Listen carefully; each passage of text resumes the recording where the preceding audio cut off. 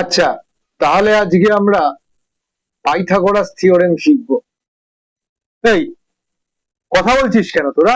আরে দেখুন না স্যার, কে চুরি করে আমার টিফিন খেয়ে নিয়েছে যখন পিটি ক্লাসে সে কি? গেছিলাম। টিফিন খেয়ে নিয়েছে?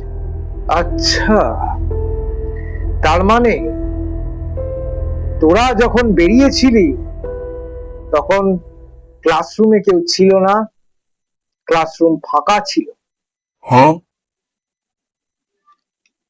বুঝেছি যে চোর সে একটি ছেলে, সে মেয়ে নয়, কারণ এটা একটা বয়েজ স্কুল। আর তার সাথে আমি এটাও ধরতে পেরেছি যে চোর সামনের দরজা দিয়ে ঢুকেছিল আর ওখান দিয়েই বেরিয়ে গেছে যখন তোরা ক্লাসে ছিলি না, কারণ এই ক্লাসরুমে একটাই দরজা। তবে রহস্যটা এটাই যে তোর চাউমিনটা কে খেয়ে নিল?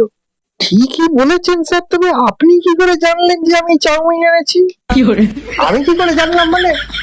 তুই সন্দেহ করছিস আমার উপর? না, এরকম করলে আমি খেলবো না, আজকের মতো ক্লাস শেষ।